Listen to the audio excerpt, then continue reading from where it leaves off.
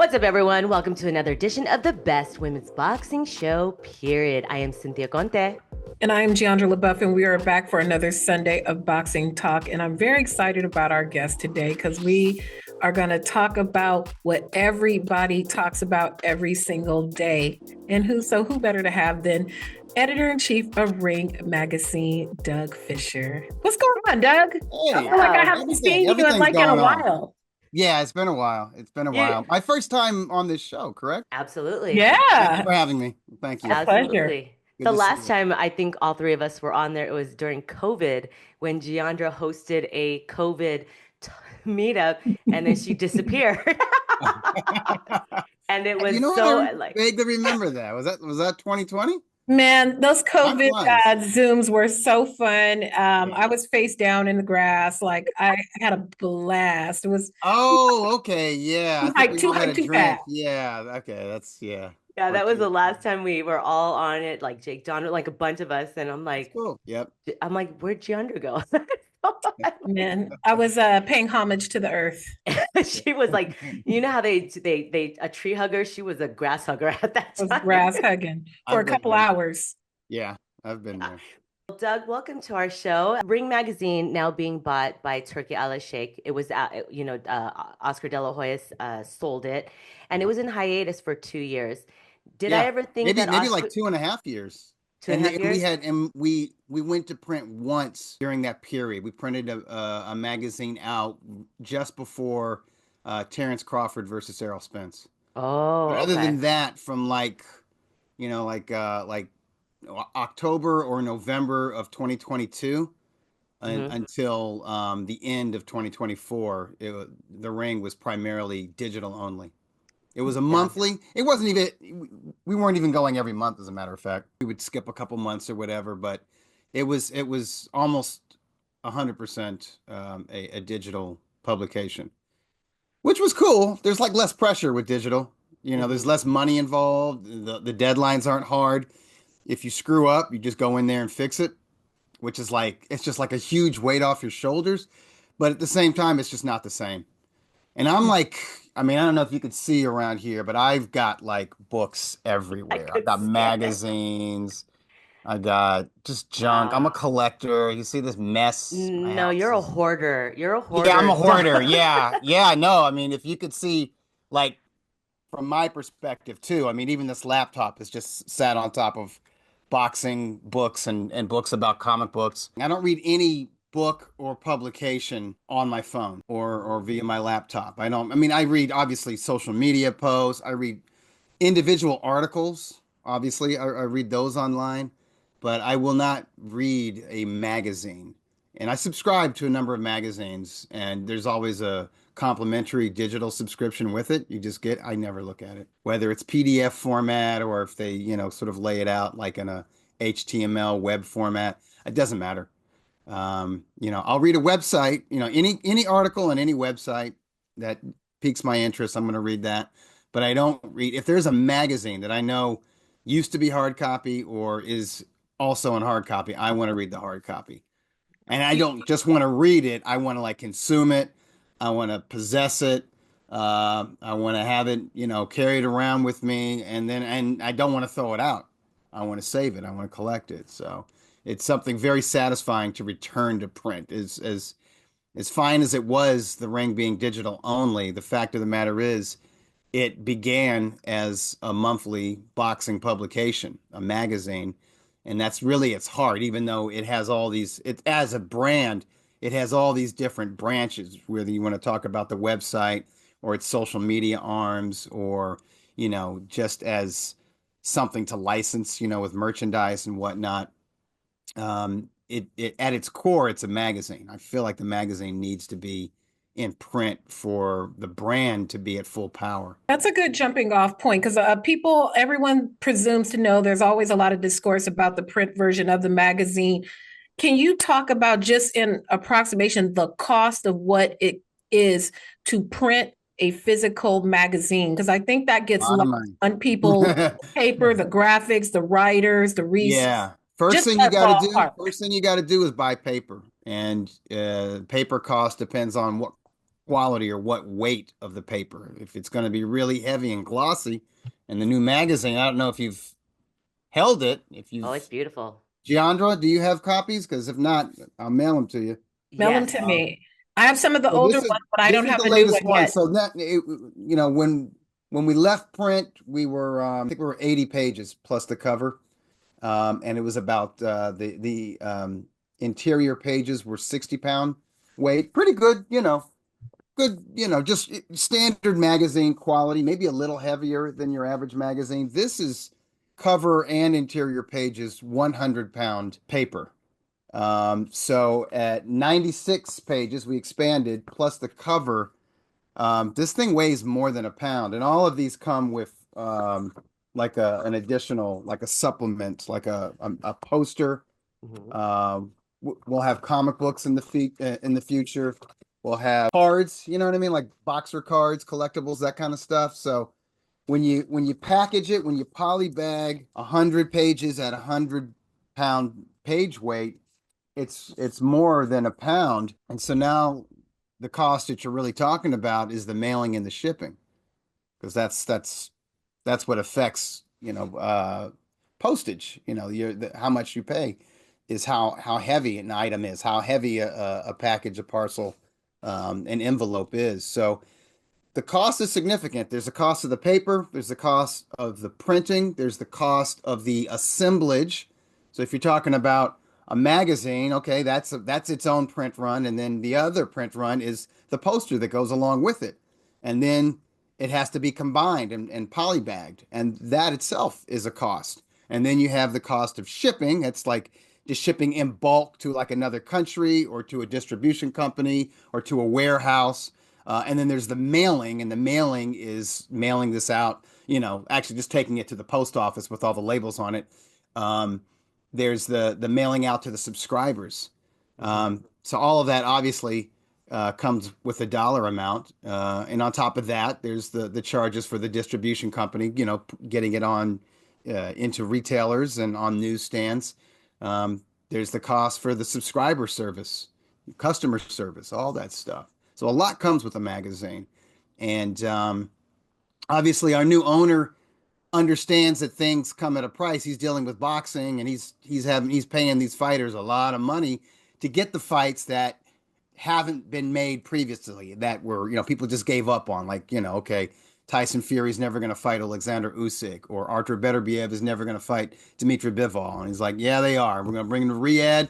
We're going to pay everybody to where it makes sense. They're going to get over the differences, and the fights are going to happen. So he understands that.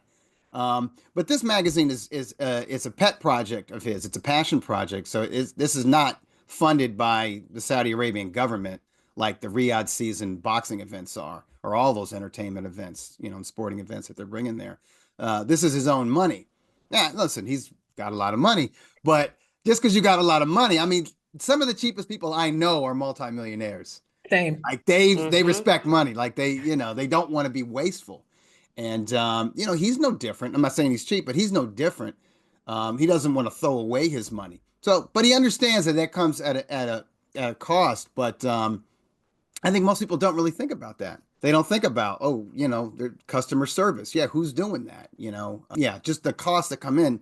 He gets that. But what I think His Excellency and his executives are learning is that there's time, and you can't buy time.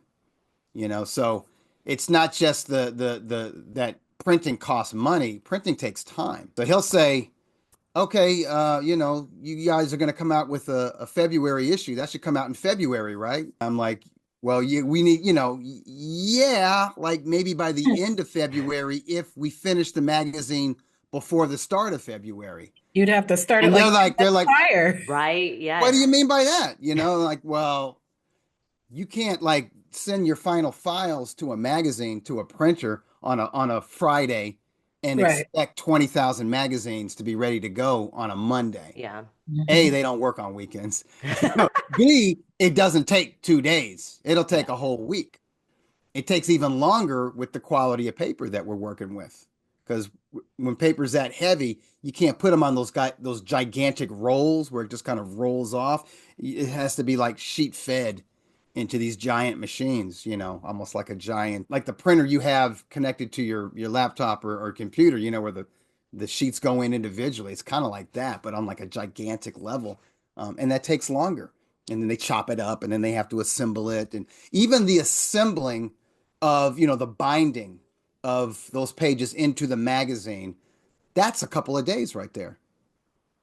And then there's maybe a day or a day and a half or 2 days where it's all polybagged. And then it's whatever labeled for, to go to the United States Postal Service, or it's all, packaged in gigantic crates and shipped off to other countries or to the warehouse or wherever it goes. But all of that takes time. And that's something that a lot of people, we just look at the finished product. We don't think about that. It's not just money, it's time. It takes time for it to be printed, it takes time for it to be assembled and packaged, it takes time for it to ship out and to mail out. It takes time for a distribution company to get it on those shelves of the retailers, like a Barnes and Noble or a 7-Eleven or a newsstand. Speaking of the contents, since I even showed Jeandra, I have mine. I haven't opened it. I even said, they put money because they put cardboard back here where it doesn't bend. Yes, But you got to as send. heavy as that paper is, It's it doesn't really bend. heavy, You don't really but need it it's as much as beautiful. But others. yes, Yeah. you need to send out to Jeandra so we can. Oh, we always talk about the Ring magazine, and it's kind of hard when she hasn't seen it, especially. So we need to have our own little segment. But anyway, on the contents of the Ring, so we always have boxing Twitter warriors and Twitter thumbs of course, the favorite subject that everyone talks about, the pound for pound rankings. Right, right. And everyone has their own pound for pound.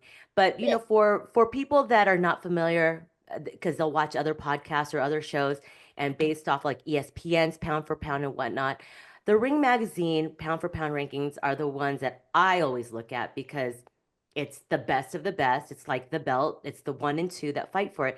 Been But can around you longer than any other pound for pound list. absolutely 1928? No, no, no, Yeah. no, no. That's when the No, that's awards fighter of the started. year. That's the Yeah, the fighter of the awards year. started in the 20s, the rankings started in the 20s, but the pound for pound top 10 list, that didn't actually come around until like Mike Tyson's heyday. So like 1988 or 89 even. And Tyson Oh. was, even though he was a heavyweight, he was the undisputed heavyweight and he was an absolute phenom, he was number one. Mike Oh, Tyson was number one. So with that, because this is a debate that goes back and forth, and having Mike Tyson ranked at number one in the pound for pound rankings, despite never fighting at any different weights. Mhm. So people who say we base our pound for pound rankings based on a person fighting at different weights, like an Inoue or a Sugar Ray or Bernard Hopkins. So do you know the history of how I mean, obviously he was the biggest star in the sport, but what is the true criteria for the Ring magazine for deciding what their pound for pound rankings are? Well, even before the rankings, even before there was a Ring Magazine pound for pound top 10, there were annual rankings. Like the final month of the year, Ring Magazine would do a poll of maybe 20, sometimes as many as like 30 sports writers across the country. All the sports writers that bothered to cover boxing or were assigned the boxing beat by their sports editors or were boxing columnists, some of whom were very popular, especially in like, major cities that were also fight towns or historically fight towns like Los Angeles and New York City or San Francisco or, definitely like Atlantic City and Las Vegas where they hosted big time boxing. They would all just do a vote. They would all turn in like their top 10 or maybe even like their top 15, and it would be sort of an aggregate. They would count how many sports writers had, say, Marvin Hagler as their best fighter, regardless of weight. And they would publish these. I think they would publish them in the same issue that was the awards issue. So you'd have like, your fighter of the year for 1985 or whatever, and then in the magazine, like right in the middle there, they'd be like, here's our annual sports writers poll, and yep, there's Marvin Hagler at the top, followed by, Thomas Hearns, followed by, Donald Curry, followed by Hector Camacho, followed by whatever. And sometimes, there would be heavyweights in there, but that was just the opinions of the sports writers who were on the boxing beat or have been on the boxing beat long enough to be nationally or even internationally recognized.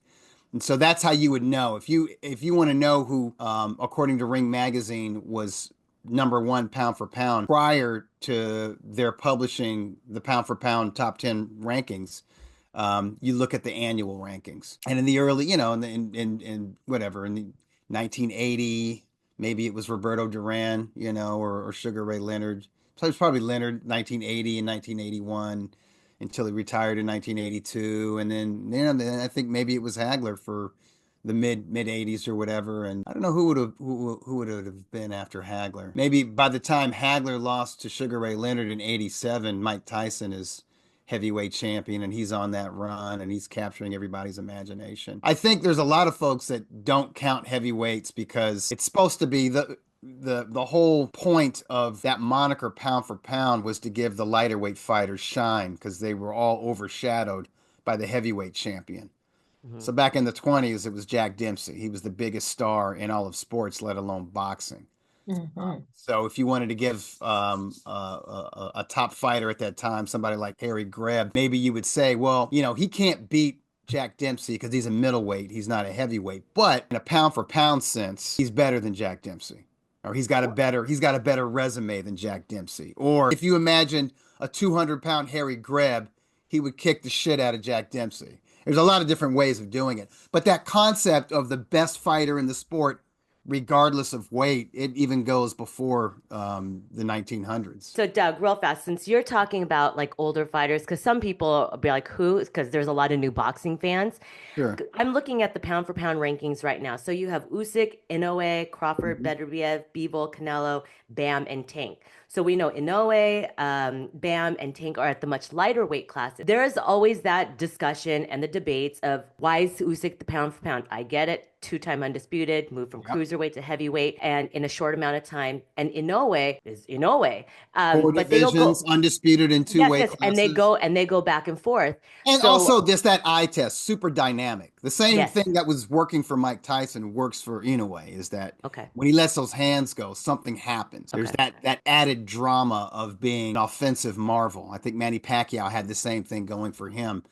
As well as the dramatic weight climb. Usyk isn't explosive like that, but Usyk as a natural cruiserweight or a natural smaller heavyweight, getting in there and mixing with modern sized heavyweights like Anthony Joshua and Tyson Fury. Joshua's like 6'6", and he's rock solid at like 240, 245. Fury's a giant. I don't think he's the 6'9" that he's listed at, but he's probably 6'7.5". He's taller. He's taller than Lennox Lewis, who was like, one of the modern heavyweight prototypes, where it's like, it's like you're not just big, you're athletic, you've got skills, you're mobile, you're a versatile boxer, and that's what Tyson Fury is. And Fury can comfortably carry like 270 pounds. Like he can be a savvy boxer. He can be defensive and even nimble in there at 260, 270. So the fact that Alexander Usyk is mixing it up with these guys, not once, but twice a piece, getting the better of them, and doing it with ring generalship and with technique and with skills, but also a ton of courage, a lot of grit. I think that captures the imaginations of not just fans, but also boxing writers and boxing pundits and, the people who make up our ratings panel. And the way it's done at the Ring, at least since I've been editor-in-chief, it varies from chief to chief. But I do it 100% democratically. We all vote on it. We vote, yeah. Somebody will. It's the same thing with the women's rating panel. Somebody will make a proposal. Whoever's first to hit that email chain will be like, I think Usyk should move from #2 to #1. And people either say I second that or I agree with that, or they say no, it's still Terrence Crawford or it's still the monster or whatever. And then you just count the votes, and that's how it's done with the divisional rankings. But with pound for pound, the difference with the pound for pound is I think the criteria differs from panel member to panel member, because I do think there are panel members who are more eye test, or they're thinking more with that whole mythological, well, let's pretend there is no weight. Can Usyk beat Terrence Crawford? And they just play this little video game in their mind. You know what I mean? Which I don't really go for. I like there to be real criteria. To include, who have you fought? Because that's when we really get to see who you are as a fighter. That's how we see display So your then that's a skill great or point your then. art. So then with Usyk, does Usyk land atop the pound for pound rankings by proxy of having a more visible opponent or a more familiar opponent in a Tyson Fury versus Inoue, who is steamrolling through people, Yeah, but we don't know his opponent. So exactly. Hey, we don't the put him heavyweight on the division. top. The heavyweight division is a glamour division. So Tyson Fury has a hell of a lot more fans than Stephen Fulton or Louis Neri. Certainly this last guy that Inoue fought. And that guy was a late sub. He wasn't even. Right. What I'm saying is, like, yeah, these guys, the best known opponent that Inoue has had is Nonito Donaire. Yeah. Because he'd been around for so long, and it didn't hurt that he's, Filipino, following in the footsteps after Manny Pacquiao, kind of opened up a U.S. market, or reopened up a U.S. market for Filipino fighters, and obviously he's just like a generational talent, Nonito Donaire. Every bit as accomplished as Inoue is, in terms of conquering multiple divisions and also just being that dynamic marvel that passes the eye test that people get excited about just watching him fight anybody. So that's really the only guy. That's the future Hall of Famer that Inoue has fought so far. Whereas you can argue that Alexander Usyk hasn't really faced any more future Hall of Famers. I think Tyson Fury is probably a future Hall of Famer. I'm not sure about Anthony Joshua, although Anthony Joshua's resume, it's marvelous, really. I mean, maybe he's defeated more ring-rated heavyweights than Usyk and Tyson Fury combined. So maybe he is a future Hall of Famer. But the fact of the matter is Anthony Joshua is a bona fide superstar in the UK. And Tyson Fury is just as big in the UK, and he's also well known in the US because he came over here and he fought. He was co-promoted by an American promoter and Bob Arum and Top Rank, and he was fighting on a huge platform, ESPN, for several fights, and he had a trilogy with an American fighter. So obviously Tyson Fury is a name in the US, obviously a major international market, and the UK. Yeah, if you beat Tyson Fury back-to-back, just like you beat Anthony Joshua back-to-back, you're turning heads. You're going to have there's just going to be a buzz after your fights. Whereas Inoue, his buzz is primarily in Japan when he fights and among the boxing industry and hardcore fans. And I'm a huge Monster fan. Yep. But I didn't stay up for his most recent fight. Me neither. I'll watch. I'm going to sleep in. I'm going to wake up at 8:00 and I'm just going to watch it on YouTube, the replay or whatever. I did it. That first time in a long time I've done that with the Monster, but that does tell you that maybe he's sort of getting stagnant in his choice of opponents. Maybe. Yeah. Okay, so speaking of Inoue, Jeandra just brought this up because I didn't see it, that Eddie Hearn is saying that Inoue needs to be taken off the pound for pound rankings. And hold on, and be stripped. Hold on, because of MJ Akhmadaliev, like he's already said no to his mandatory three or four times. Right. So what is the criteria? Let's just say Inoue doesn't fight his mandatory, and he fights. I think he is. I think he will fight MJ. I think he's fighting. But does that ever come into play? It's like, well, if so and so is not going to fight their mandatory, and they're gonna, do you guys start taking him off the pound for pound list? No, because MJ is not our mandatory. I mean, he's top rated, but the fact of the matter is, prior to this guy from Korea, Kim, everybody that Inoue has been fighting has been in Ring Magazine's top 10 at 122 pounds, and prior to that at 118 pounds. Since moving up to bantamweight, I think almost until recently, until like just this last guy, even TJ Doheny, who was not highly regarded, I think he should have been more respected, just given his history, his background, and the fact that he was on a nice run, a nice winning streak going into his shot at the Monster. But even Doheny was in the top 10. He wasn't top 5. He was like number 7 or number 8 in our junior featherweight rankings. But no, listen, the Ring Magazine Championship is won and lost in the ring. The only way you can lose that championship without getting beat in the ring is by not fighting, period. By being idle for more than a year and a half. Then, okay, we'll strip you.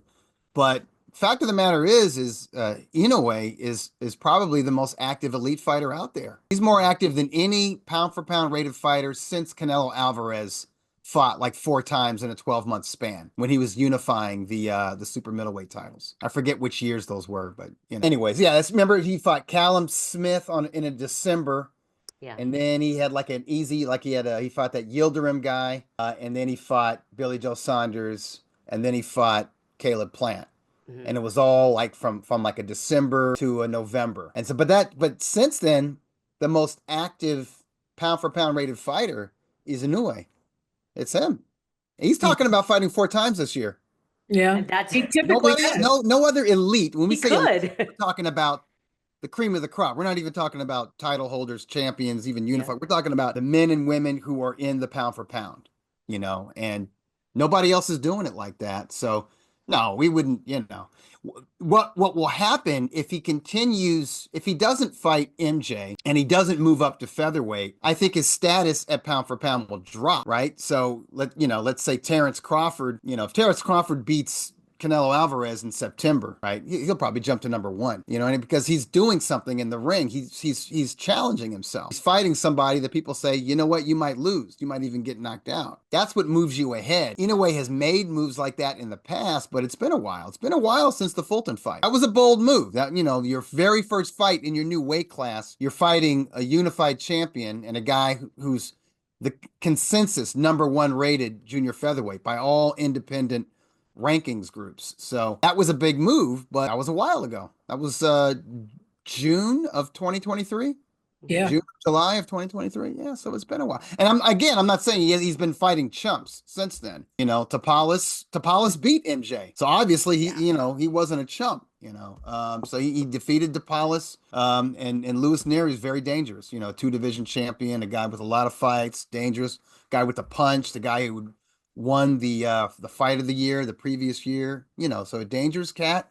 He got dropped in that fight, got up, beat the crap out of him, and looked sensational in stopping Nery. But it's been it's kind of tapered off, no longer climbing. So if you're stagnant in the level of your competition and your peers around you are all fighting each other, you got Beterbiev and Bivol fighting each other again. Crawford is aiming towards Canelo.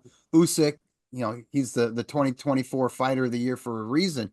These guys are all challenging themselves and they're in fights where you think he could lose. He could possibly lose. A lot of people were picking Tyson Fury to beat Usyk in that rematch, and their first fight was legitimately close. So you'll get surpassed by these guys who are just challenging themselves more. But no, would we just drop him because he doesn't fight MJ? Let me ask you this. When's the last time MJ fought, and who was it? Who was the opponent? I couldn't tell you. I couldn't tell you either. I know he's fought recently, but he fought in like Monaco. He fought in Monte Carlo. Yeah. He fought some guy, it's like but ultimately it's all moot anyway because the WBA is not going to. The WBA is not going to strip anyone. There's just make another belt. Carlo was champion for 100 years in recess. They're not going to strip anyone. Yeah. Oh, Eddie's just they're not going to strip somebody who's making a lot of money. Right. Yeah. They'll strip somebody who isn't fighting for a lot of money. They used to, the WBA, if it was the IBF, they would always. The IBF gets you out of here. Yeah. They're good at, like I said, they follow their own rules.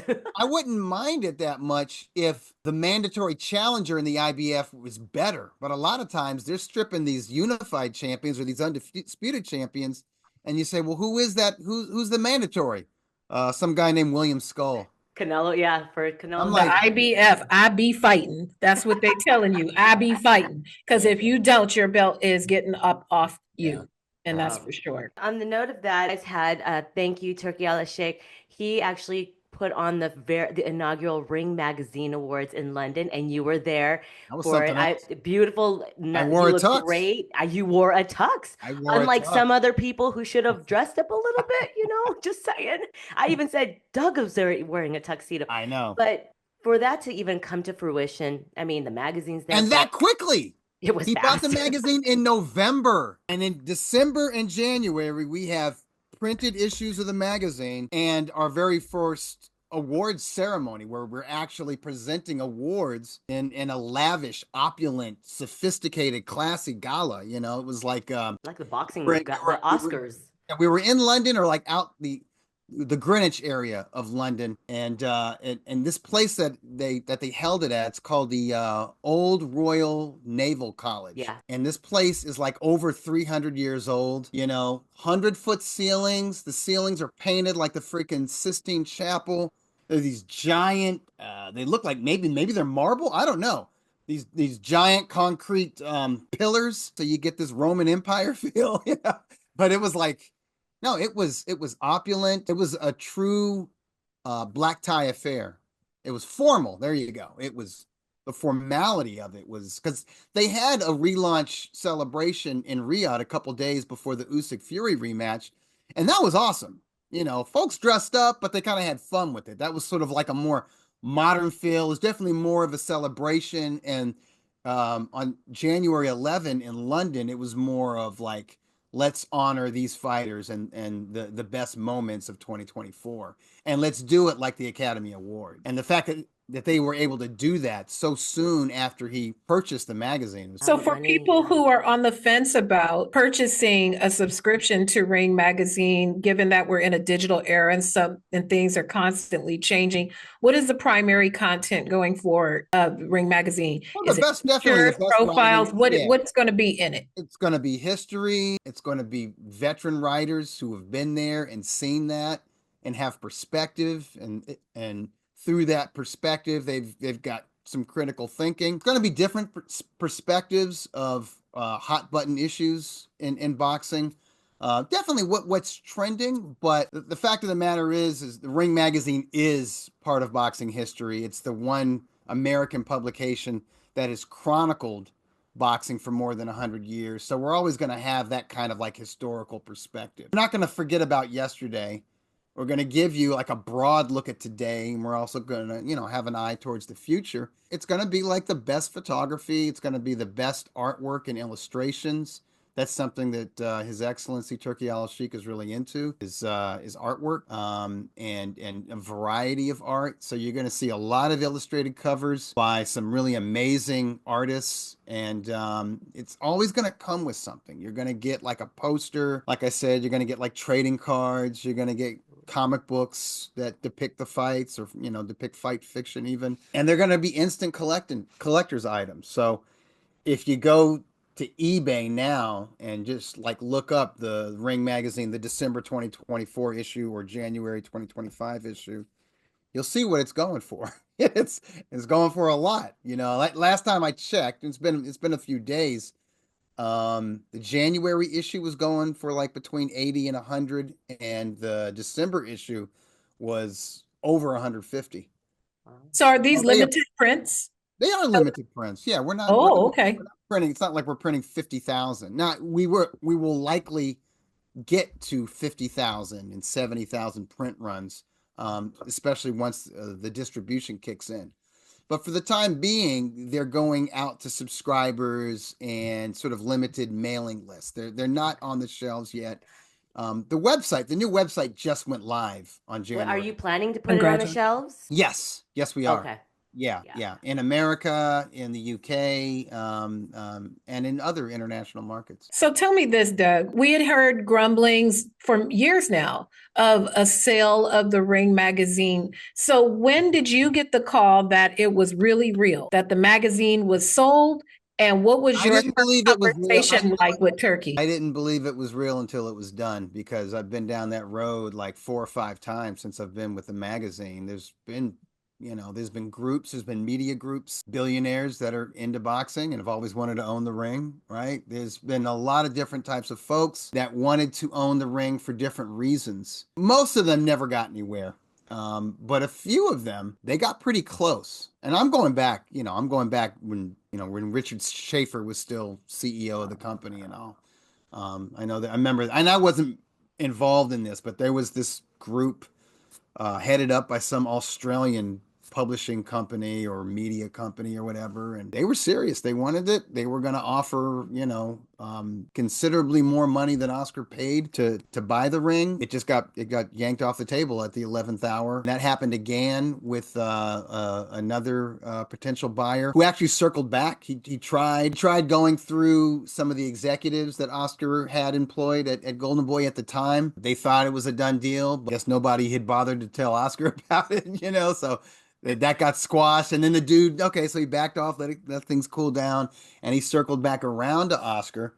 And this is a dude who owns some legacy sports publications, right? One of which is even older than The Ring, right? That covers all sports. And this dude's real smart, loves boxing, had all kind of plans. It got close, it would get right to where, you're hearing that due diligence is going great and everything should be signed up in a couple of days. And employees of these prospective buyers are contacting me and like, okay, I'm your new boss now, and here's how things are going to go. And I'm like, really?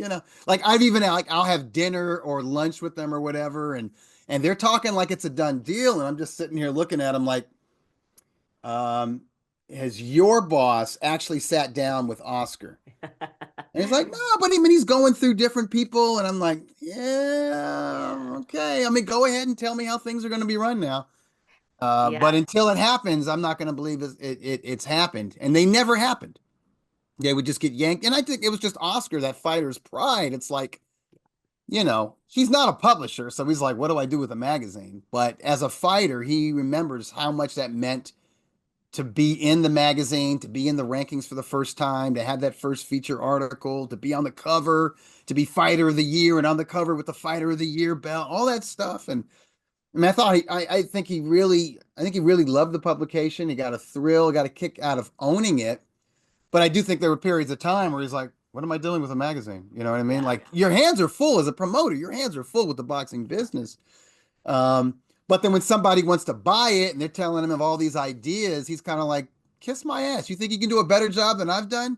So there's that fighter, that chip on the shoulder that all fighters have, But then there's also just like, kind of like, I don't want to like reduce Oscar to this, but like how kids have, you got a little one at home, Cynthia. So they got a toy and they play with it and then they get bored of it. And then there's a play date and some kid wants to go play with their toy and they're like, no, it's mine. Yeah. You know what I mean? And he's also like that, like, no, it's mine. I'm not going to give it to anybody for anything, And I get that. I've got a ton of crap here. It's just sitting here. It's disintegrating. It's attracting silverfish and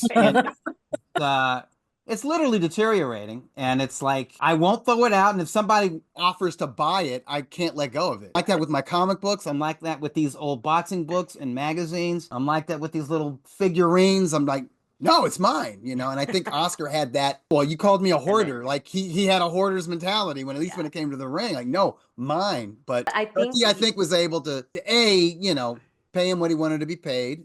But also just kind of let him know, like, I'm going to do some really cool things. All of boxing is going to be a part of it. You know what I mean? You're going to be a part of it. The other major promoters are going to be a part of this. The sanctioning bodies don't need to get all freaked out. They're going to be a part of this. You know what I mean? It's like he was able to finesse them. I think with, we've talked about this, Jeandra, in our past shows of when the sale was possibly going to happen and when it actually happened. And I've always known Oscar, because I would always text you, Doug. I'm like, is this for real? Like, I don't know. I'm not sure. I've texted you many times to see if the sale is going to go through. I don't know. I'm not sure. And I've always Nobody known called that, me. But I've always known Oscar to hold on to that because it's a memory for him. Like you said, it's an asset that he didn't want to give up until he knew someone was going to take care of it and see a future for it. And the thing with His Excellency, he really is a true boxing fan. Yeah. For him to put in his own money, it had nothing to do with Riyadh season. Right. And to say, I'm going to put on Ring Magazine cards, boxing cards. And he showed a vision, a pathway for Oscar, because he visually has to see this before he sells something that's that he's graced the covers. Yeah, and Oscar's got to see, like, you're just as passionate about this as I am. Yeah. Like, you're just as geeked out because Turki is that way with it. Like, His Excellency he's a collector. Like, he likes it. He's kind of into the same stuff that I am. Like, he likes comic books. Like, so he's got a complete set of the Ring, from 1922 up until, I don't know, like 1992 or whatever, like a complete set. And the first thing he had done, even before having them digitized, is have them graded. You know, like how they grade comic books? Yeah. Like there's this company, I think it's called Heritage, or I don't know. There's like a company that does that. They grade them, and then, he's putting them in like these like hard plastic, you know what I mean? That preserves them and that kind of stuff. So I think if you go on his social media, if you go on his Instagram, you'll see that. You kind of see this process. I've seen it. I've seen it. Like, he's into it at that level. I don't think the other prospective buyers were. Yeah.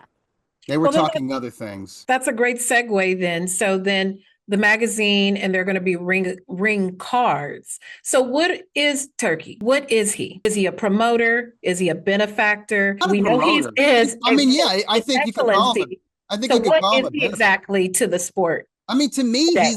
he fills the void that HBO once held, like here in the US and even internationally. Is like they had the biggest checkbook and they worked with everybody. Boxing promoters don't like to get along. They just don't. They don't get along. The management doesn't get along. The lawyers involved don't want to do any, that's like they feel like their job is to complicate things. And HBO made that all go away. They're like, no, we're going to write this checkbook. We're going to help you promote this fight. We're going to help you cut the promos, and we're going to buy billboards across the country, and we're going to do this. We're going to help you make your fighter. It's still your fighter. Although HBO actually had fighter contracts, but that doesn't mean that the fighter didn't have a promoter as well. And I'm not saying that promoters did not routinely butt heads with the HBO brass, because they did, especially the older promoters like Bob Arum and Don King, that were more protective of their fight library and the international rights to those cards that HBO televised or broadcast live in the United States. I'm not saying everything was rosy, but the fact of the matter is HBO made fights like Oscar De La Hoya versus Felix Trinidad happen. Don King and Bob Arum came together, right? Don King created, primarily on the East Coast, a Puerto Rican sensation. Guy who put butts in the seats at Madison Square Garden and had Puerto Rican fans from, Florida, all the way up through Boston clamoring for this guy. And primarily on the West Coast, but also a little bit in Texas, Bob Arum built up a Mexican-American superstar in Oscar De La Hoya. The way promoters are, it's like, okay, I put in the work. I built this attraction where I could take them, anywhere, to any arena in Las Vegas, Los Angeles, any major city in Texas, right? In the case of Oscar De La Hoya, and I can sell the place out, and we can make a ton of money with this guy, no matter who he fights. And Don King could say the same thing with Felix Trinidad fighting in Orlando or fighting in New York City, definitely fighting in San Juan, no matter who he fights. And their guy is not just popular, but a generational talent. It generally cut the opponent's head off if they weren't elite level. So it's like, why disrupt that? But you need somebody to force these guys to come together and say, no, we're going to make this into an event. It's going to be pay-per-view. We're going to break records for non-heavyweight events, pay-per-view event. Everyone's going to get paid. And you guys and your fighters, win, lose, or draw, their stature is going to rise. And they could see that. And they're like, okay, let's do business. So they were able to, and the same thing with Oscar and Fernando Vargas, who was brought up by Main Events. And there was a long time where Oscar's like, I'm not going to fight that guy. He's an absolute hater. He disrespects me. Why would I put money in his pockets? But HBO would make those fights happen where promoters work together. And that's because they had the biggest checkbook in boxing. They could bring foreign talent over, like a Nassim Hamed, and make them big in the United States. And I think that's something that Turki can do. He can move guys around from different parts of the world and bring them all to Los Angeles, or bring them all to Riyadh, bring them all to London. You're going to see this year, there's going to be fights that are actually branded Ring Magazine fights. Yeah. Along with this video game, Fatal Fury, City of Wolves. Yeah, yeah. I need to memorize this stuff. The first one, yeah, it's happening in England because it's Conor Benn versus Chris Eubank, and that's a big deal over there. But the second one is in Times Square. Yeah. I think they're talking about May with Devin Haney and Ryan Garcia co-headlining. And if they're both in separate bouts. in separate bouts. Yeah, but they're in like fun fights. They're in against guys that are capable, that may give them a little bit of trouble, but they should win, right? Because they want to make that rematch, which would happen, I guess, in October. Yeah. And that's a fight that is going to resonate in the US. Those are two young Americans, and their first fight moved the needle a little bit, but maybe for the wrong reasons, for the controversy, and maybe they can get it right for the rematch. and it can move the needle because of the matchup itself, because of the fight that it promises. So, okay. So I have a couple of follow-ups. So Turkey is like a broadcaster, we'll say, for the sake of argument of bringing people but he together. works. I mean, right now, at least, I mean, his main broadcast partner is DAZN. DAZN. But if you'll notice, though, if you notice with those events like the relaunch celebration and the award ceremony, the award gala in London, it's being covered by TNT Sports. That's a British outlet. I think Sky Sports, not just DAZN. But go on. I'm sorry.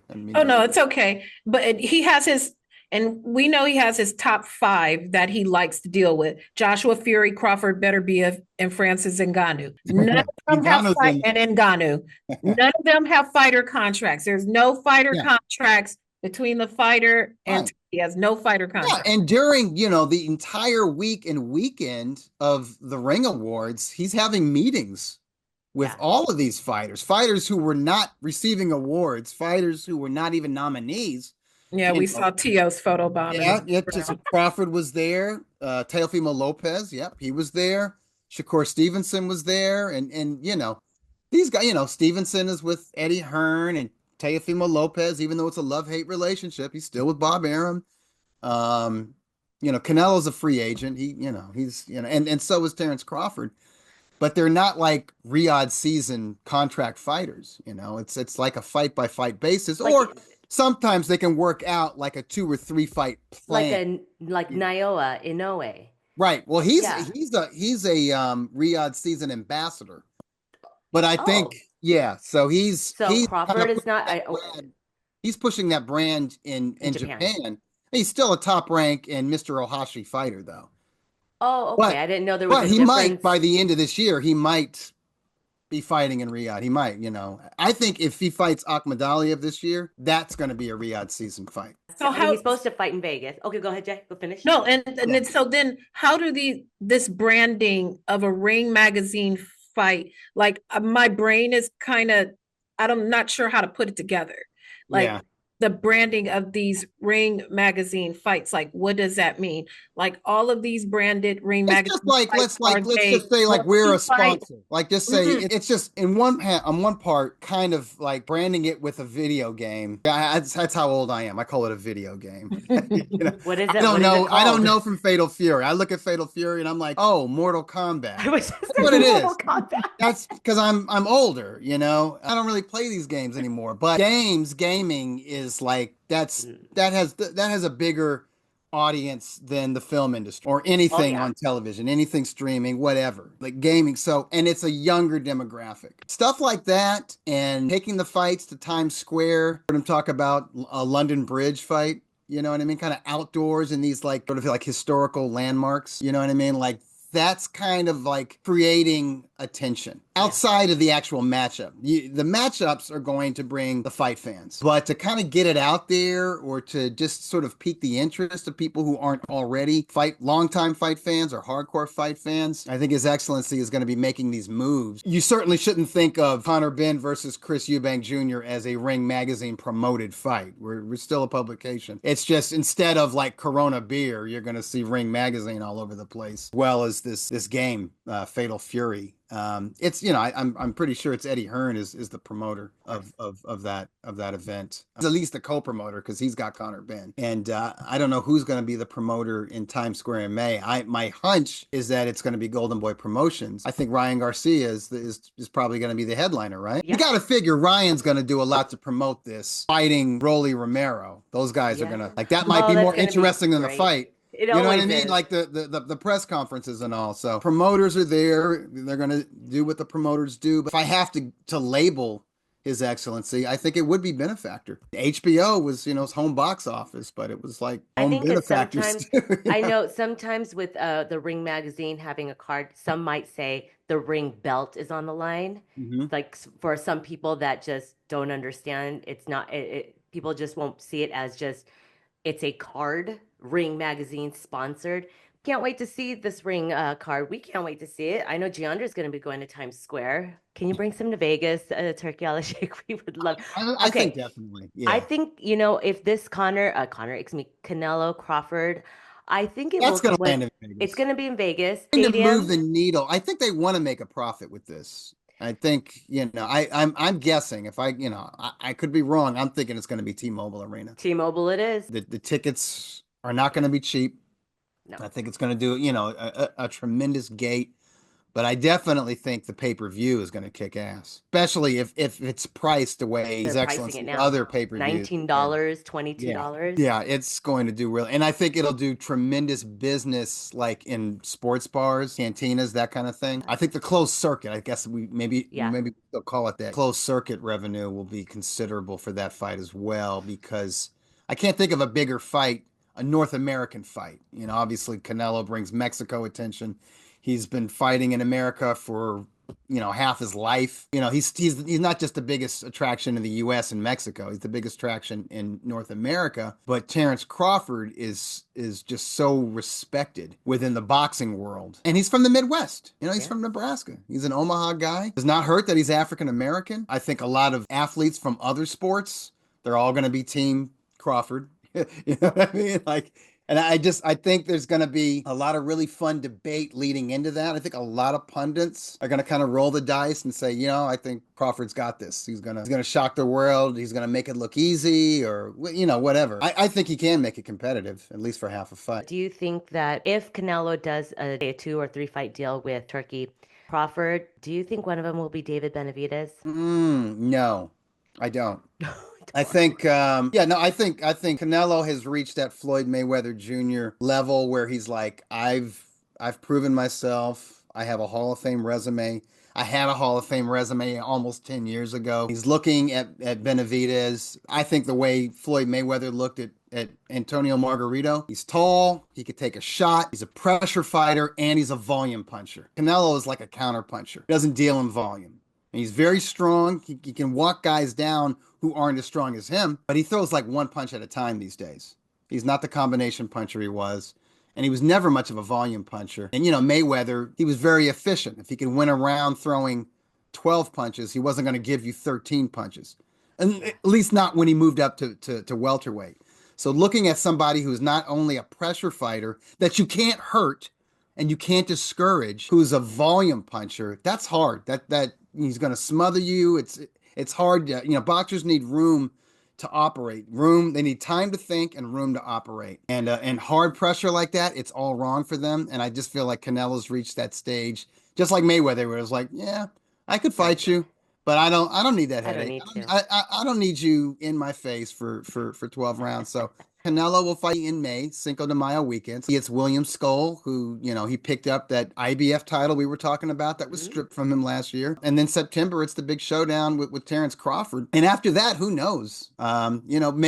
Maybe by that time, somebody like Diego Pacheco, has enough experience, and hopefully he's active enough to where he gives people the impression that he can do something better than, say, an Edgar Berlanga or a Jaime Munguia did against Canelo. And then maybe Canelo says, okay, I'm done. Doug, we appreciate you coming on to talk about the newly revamped We're gonna Ring pop Magazine. you in like once a week. Oh, yeah. Yeah. Question. We have to have you come back. I know Yeah. we have a lot of questions, but man, you have to subscribe. I don't know how this works with the subscribers. They win a Mercedes. Can Somebody we does. enter the raffle? So yeah, but you guys go to ringmagazine.com, subscribe and check out the new website. It looks beautiful. Everything looks beautiful. But thank you, Doug. We appreciate your time for going over the rankings, how it goes. Jeandra and I are so glad to even be part of the women's ranking, the committee. And it's nice to see that the women are mentioned in the magazine. Absolutely. So continue to keep posting, you guys.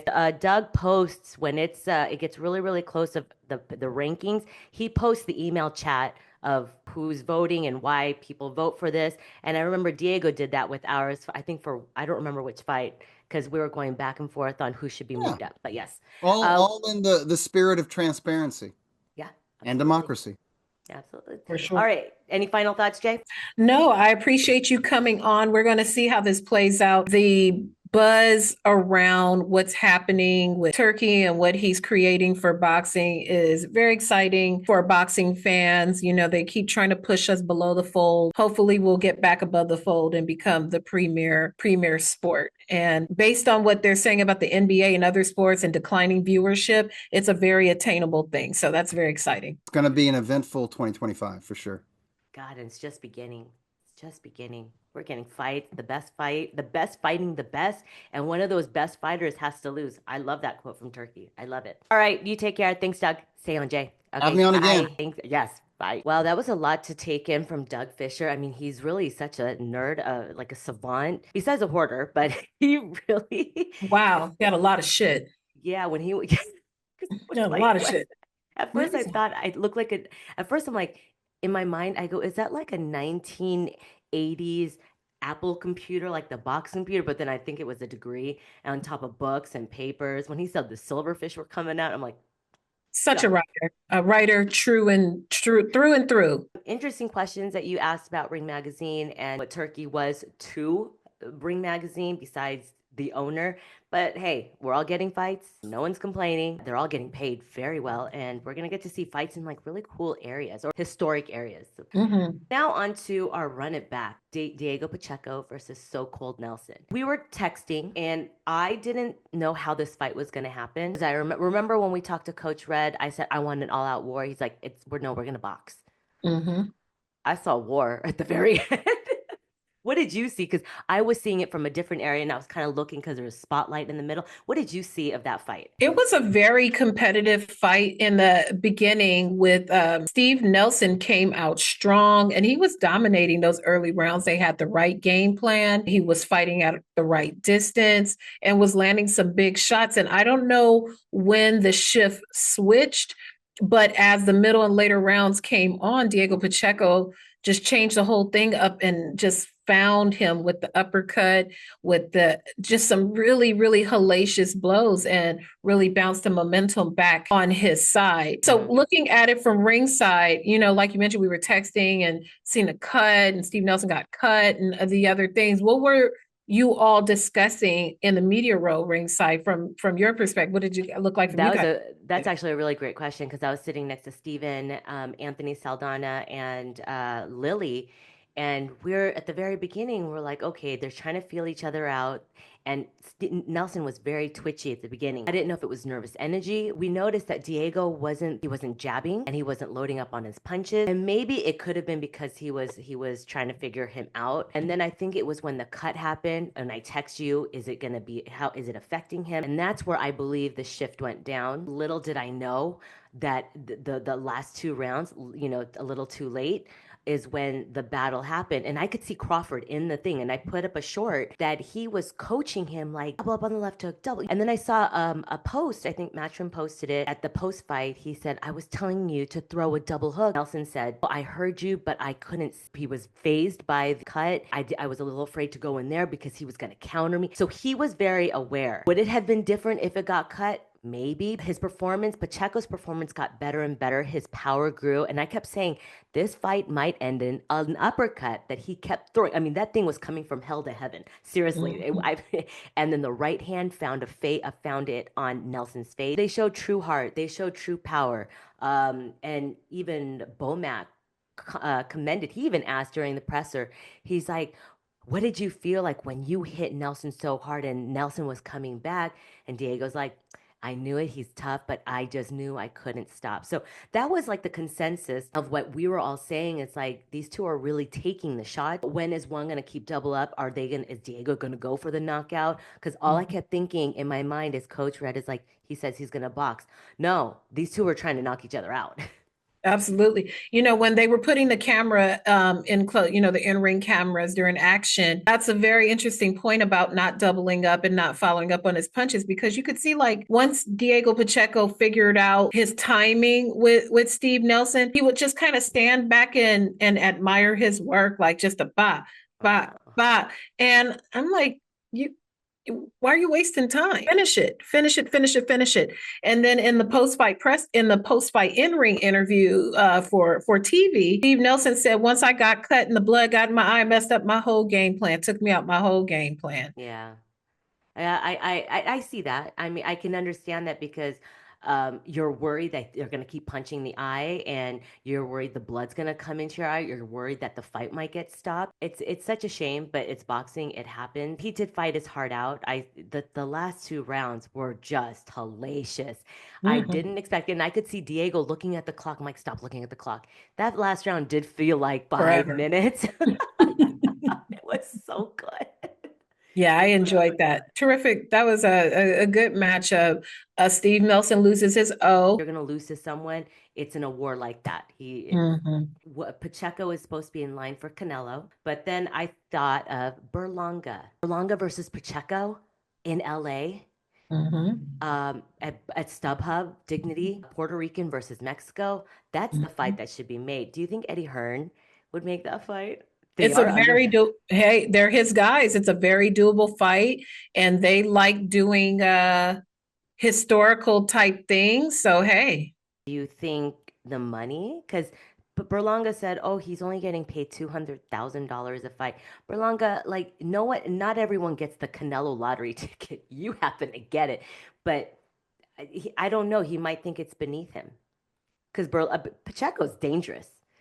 I think if those two fight, Pacheco wins on points. yeah, I Berlanga historically s- tells us that he brings this and he brings that and he brings J Lo and he brings Fat Joe and this, that, and a third. And I don't know. It'll be interesting to see even what happens with him because he's been radio silent since the Canelo fight. But hell, he had a big payday. So I'd probably be pretty silent too. Yeah, like I'm curious to see how many fights he has left under Eddie Hearn. If Eddie Hearn is smart, well, no, actually, if he's smart, he probably won't put the fight on because he knows it's a dangerous fight. But if Turki Alalshikh says you guys need to put that fight on, the powers that be, His Excellency will put it on. I think that's a great fight. Or like Berlanga, Caleb Plant, something has to happen. Something has to happen. Before we get into others, Keyshawn, kid, he says hi. I was like, is your mama here? He's like, no, but he's like, thank you. But yeah, he had some fun stuff to say. You guys check it out on our YouTube channel. Got some scrum, and he's fighting soon. So I can't wait. I even mentioned, I'm like, Jeandra had you as the craziest moment in boxing. Like, how do you top off like your family performing, the band? And he's like, I'm in New York, but I'm gonna bring something. Curious to see what he's gonna do. For sure. Yeah, some Shakur stuff too. You know, it's the boys. It's the boys. Everybody was hanging out. It was good to see them all because Shakur is now Matchroom guy, and Keyshawn is still a top ranked guy. Hmm. But they're all B&B, Crawford, Bomac, Yep. a whole collective community of guys that support each other. And I love that they support each other like that. Yeah. How it should be. That's how it should be. It's the brotherhood it was like a running theme with Coach Red, Shakur with Keyshawn, Terrence. So I love that. They all showed up and it was good to see. Whether how it all ended, it was fun to see them all hyped. All hyped. Mhm. The women's division, Jay, what you be reading? I didn't see this. I saw this actually, and this really flew under the radar. Salute to the good people at Boxing Scene. I can't remember who penned the article. I have to and look and see. But Franchon Cruz de Zern is reportedly in talks to fight former WBC heavyweight champ Hannah Gabriels, possibly set up a rematch with Clarissa. For those of you who don't recall, Franchon and Clarissa fought when Clarissa made her pro debut, and they fought at middleweight, I think so. Yeah, maybe middleweight. middleweight. But yeah, very, very interesting. So it looks like Fran Chan would have to move up to heavyweight, obviously. Well, if she's going to fight Hannah Gabriels, I'm presuming it's at heavyweight because Clarissa's campaigning at heavyweight. Yeah. And I'm just very interested to see how Clarissa responds to that. But as we've seen in social media, Clarissa doesn't respond too kindly to people calling her out for a fight. So is it a call? Do you think, is it a call out or is it a hat tip? Like, what would you call this? You know what? At this point, Clarissa, who is Clarissa gonna fight? Like, Facts. she damn near has to go down to like lightweight if she wants fights. Like, she's gonna have to go down because the other girls can't go all the way up. I Mhm. remember Michaela's like, well, maybe we can run it. And they always say, their sisters from the Olympics, but you guys have to fight. Like, if you guys want to fight the best, you guys are the best. I don't mind it. I mean, you see Alicia calling out, but I'm curious to see if Alicia's response, how Clarissa responds to Franchon is the same way to Alicia. I don't know, maybe it's a more classy call out because it's the byproduct of another fight, and there's just not, I don't know. Y'all tell us in the And comments. they've been in the ring together. Yes. They've been Yes, in the ring have fought. together, and I think And they're she's made. friends. Yeah, and they're friends. Clarissa's made. No, excuse me. Franchon has made Clarissa's outfits, but all of that goes out of when they have to punch each other. Clarissa has her fight coming up soon against Daniel Perkins, and she has a media day taking place in Atlanta. It's February 2nd in Flint, Michigan. I love the fact that she really rocks Flint. I mean, after all of that has happened in Flint, I guess apparently there's still no clean water. Yeah, they're still having water issues there. I mean, why is it that everyone has water issues? California had no water for all the And fires. we have no water. They got bad water. Central California has no water. Yeah. And is it Jose Ramirez who used to always do that, the fight for water? Yeah. We're going to see. I don't know. Where's all this water? Imagine we have all these oceans around us. It's in Louisiana, apparently, because they never get snow. So apparently all the water is down in New Orleans. My cousin was just here from Atlanta, and she's like, we've had snow days, and she's like, no one knows how to drive in snow. They're not used to that. They're not accustomed. Atlanta, New Orleans, they don't get snow like that. Maybe like a little sprinkling here or there, but sheesh. Oh my God. Send us some. I haven't seen anything crazy from Teofimo. Yeah. Well, he's happy now. He done met with Turki, and they've got a thing going. All is well. All is well. And money solves things. And then, Roach Tank is fighting Roach in New York. Hopefully, you might cover the Tank fight. I hope so. I just want to go out to a fight. Like I haven't. The last fight I went to was when I went to Phoenix. Arizona. Yeah, for that fight. And that was kind of a little fun little fight, and it wasn't like too crazy. But I love going to New York, so especially I hope for a Tank fight, girl. Yeah, and are they fighting at Barclays? Barclays, yeah. I've never gone to Barclays for a fight. I've only been to the Garden, so that would be really cool. It's interesting when you go to Brooklyn. It's just a whole different vibe. Yeah, I like Brooklyn. I love Brooklyn. Yeah. But yeah, I've never been to Barclays for a fight. It's interesting. Hopefully you can go because that will be an event, a very interesting event. Because you never know. Like Tank always says, I might retire. And you never know because this could be his last fight. I don't take it with a grain of salt because he could easily leave. He could leave. He could leave. He doesn't need to fight Lomachenko. He doesn't need to fight Ryan. I mean, whether or not people say he's cherry picked his opponents, he's made a lot of money.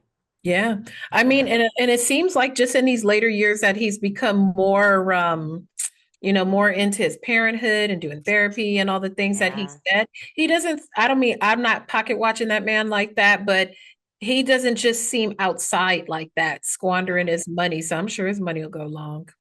I saw him tweet this thing the other day and I really respected it. He's like, if you see me out in the streets with my kids, do not come up to me and ask for a picture or a handshake. Like, don't even look at me. And it's true. Like, let him be a dad because the kids get scared. Like, they don't know that their dad is famous. Like, and people are crazy. And especially when people not even respecting Tank, they'll be talking smack. Like, be respectful. And I really like that. Like a lot of fighters should say that. And I get like some people want to be noticed, but for him, it's like, don't even look at me. Don't ask me for a picture. Don't even shake my hand. Don't look my way. I like that. Feel that. I like that as well. That's when I'm like, he's growing up. Yeah. Good for him. So we will see what happens with this fight with Lamont Roach. So when he fought Ryan, it was in March. It's not going to have the circus that the Ryan fight had, but it's going to be in there. It'll be there. It will still bring out a lot of people. For sure. Be a circus. But yeah. So all right, Jay. Well, another one in the can. We got Doug Fischer. Man, we have to get him back. Like, so much to pick his brain. Like, we were like 20 minutes. We're like, no, besides he talks a lot, but there's so much knowledge that comes behind it. And the things that, it's like way before our time. And I'm like, some of the names, I'm like, I didn't even know that fighter actually. Right. We should have him pull out like his favorite ring magazines of all time and like why they're his favorites. Maybe we'll do that one day. Yeah, you guys, when you watch this episode, because I know a lot of you guys always have questions about Ring, to shoot us comments of like, what do you want to know, and we can ask Doug Fischer, and we'll get him on in like the next 2 weeks or something, and you know, because he doesn't like, he's not going to go on Twitter and battle with everyone, but we can just ask him right there, and we will ask it for you. So yeah. Let us know who else you want to see us talk to, because we've talked to a lot of people. We have a lot of content, but there might be someone who is not known that you love or respect. You'd like to see us talk to. So let us know. Yeah, not necessarily fighters, because fighters are kind of easy. Like people that you read their stuff. Maybe it could be a writer that you're like, oh wow, anybody of anybody. Yeah. So yeah, we would love that, but we can't get Turkey. We can't get Turkey. We try. That was the most I got Turkey was the scrum. That's all you're gonna get. That's all you're gonna get. I'm hoping we can get him one day. I know that would be pretty awesome. I would really love that, and you know, just me too. Turkey, I hope you watch us. We love what you do for the sport. We love what you have done for the sport. Thank you so much, and we love what you have brought this gem back. I'm going to remind Doug to put you on the list, because I want to win a car. Do I get to win the car? Do we get disqualified because I'll pay the subscription if I could win the car. Do we get disqualified? Turkey. So if we're on the Ring rankings board and I'm a subscriber, can I still win the car? That is a very good question. You guys tag him and ask him on Twitter if we can still win the car, because we very much have to pay for our subscription too. So we want to win the car. I don't know if I'm gonna have to look on the post to see if there's an asterisk. Like, no, well, we're not employees. Nope. So we don't get paid for that. We don't get paid, which I don't mind if we do. I don't mind that. A compensation, like I'm all for that. This is all gonna come to fruition. We are manifesting this all. Manifest. Yeah. I mean, I don't mind if we start off with like a cute like Bentley golf cart. I mean, I could borrow Brooklyn's. I could borrow Brooklyn's little G-Wagon. And put in it, and just because it has a remote control, right? That would be so funny. Oh, that would be so cute. You know what? Let me talk to the guys next door to me, because there's a luxury place called.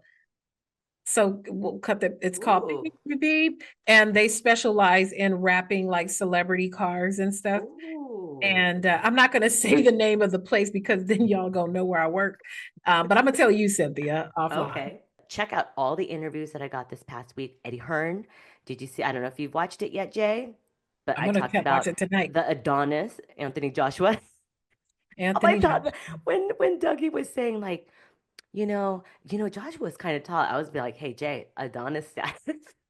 He is kind of tall. You know, I've never seen Anthony Joshua in person. The one time he fought in the U.S. was in New York when he fought Andy Ruiz, and I couldn't go to that fight. And I don't remember why, but I couldn't go to that fight. Probably was expensive. I didn't go to that fight. And then he's only fought in England. And then after that, he started. And then I was like, oh, maybe I'll get to England for a fight. And then now he only fights in like Riyadh. So sorry, Anthony Joshua. I would love to interview you sometime. We would love to have you on as our guest. I've tried many times. Tell your people to holler at us, man.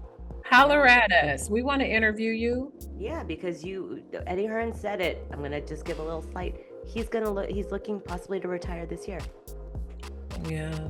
So if you want to find out the rest of what Eddie Hearn said, watch the interview. Some little golden nuggets in there. So yes, check it out. Thank you again. You guys like, share, subscribe, all of our socials. We're back on TikTok. She has TikTok again, so we are still posting on all our socials. All right, guys, thank you for tuning in to another edition of the best women's boxing show, period. I'm Cynthia Conte. And I'm Jeandra LaBeouf. See you guys at the fights. Bye, guys.